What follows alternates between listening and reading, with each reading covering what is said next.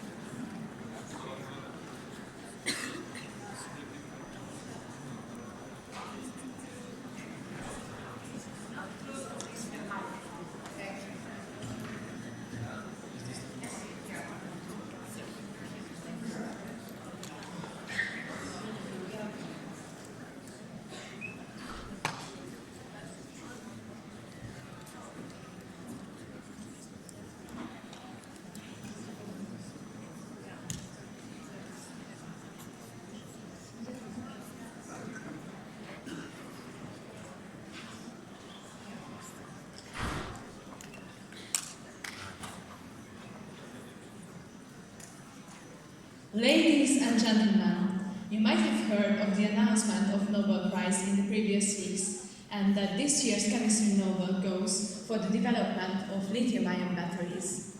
So how does this connect with us? Nowadays, almost everybody carries such a battery in their pockets inside their smartphone. We are here from Hungary today to talk about the problem which affects most people and to suggest a way to solve it. In the previous weeks, our team collected information, did research, made experiments, and expanded our knowledge about the way of reusing these batteries. Now, we would like to present our method that ensures ways of reusing these batteries. First of all, let's talk briefly about the current applications of lithium. Lithium is one of the most significant raw materials and the basis of new technologies since the 80s. Almost every cell phone, laptop, and electronic gadget has a lithium-ion battery inside. Electric vehicles like Tesla's cars or Pipistrel's airplanes also use this technology.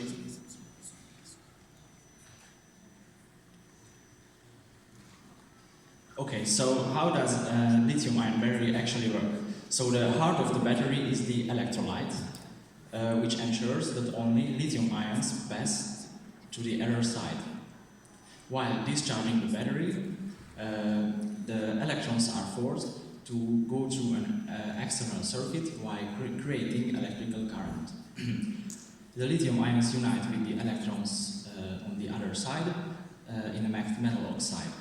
After a lot of charge and discharge cycles, the battery starts to lose its capacity. This is called degradation, and it's caused by slowly evolving layers next to the electrolyte. When the battery lost most of its capacity, it's important to dispose it properly. There are 4 phases in the life of a battery.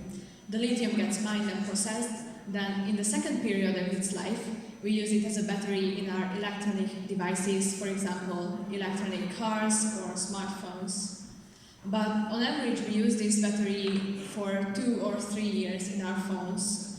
After that, most people would throw it out and it will be burned or get into the ground, which it pollutes. People tend to leave out the third most important step, which is essential in order to be a smart user. We give the batteries a new chance to live by creating a new purpose for them.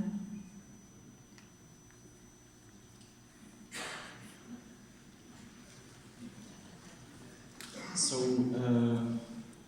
we work out the process to reuse all the batteries. But first we need the supply of batteries, which we got from old laptop batteries. Our next step was to pre-select the ones which didn't have any mechanical failures. If the battery is damaged, it needs to be disposed properly. So after pre-selection, we tested the batteries to estimate its lifetime and measure its capacity. In order to make this happen, we went to the University of Győr, where we, with the help of experts, we conducted precise measurements. We put the batteries in a machine that repeats the cycle of charging, waiting for an hour, and discharging many times. This one. As seen on the discharge graph, our batteries had different capacities. This is why the next step is also essential, the pre-selection. Here we assign the used batteries to a new consumer. New products like electric cars, phones or laptops have a battery capacity between 70 and 100%. Used batteries have a battery capacity between 40 and 70%. These can be reused in vehicles and devices to power banks and green energy storage. After the battery lost most of its capacity and is at 40%, it shouldn't be used anymore because there is a risk of accident. So we just arrived at the last step, the disposing. Because the recycling process is time and energy consuming and difficult, the batteries are most likely to get incinerated. But nearly everyone has one or two old laptop or phone batteries which have a battery still above the minimum capacity. This is why we came up with the idea of assembling a power bank, a practical device which can make our everyday lives easier. We found batteries with different capacity levels, so we grouped them by categories and selected a category with 8 batteries that we could put into our empty power bank case. We put it together and we tried it out, so it worked perfectly. This means that we have successfully produced a power bank from our old used batteries that we wanted to throw out in the first place.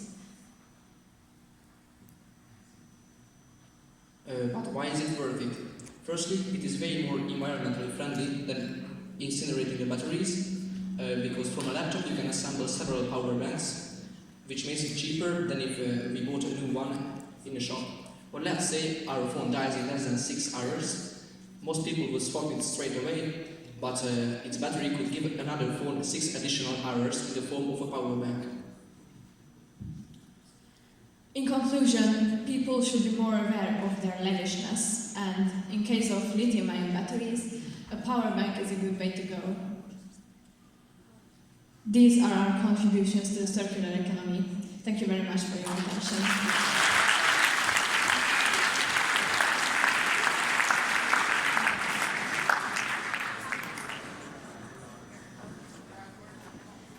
Thank you. And the next speakers are students from Slovakia. Please.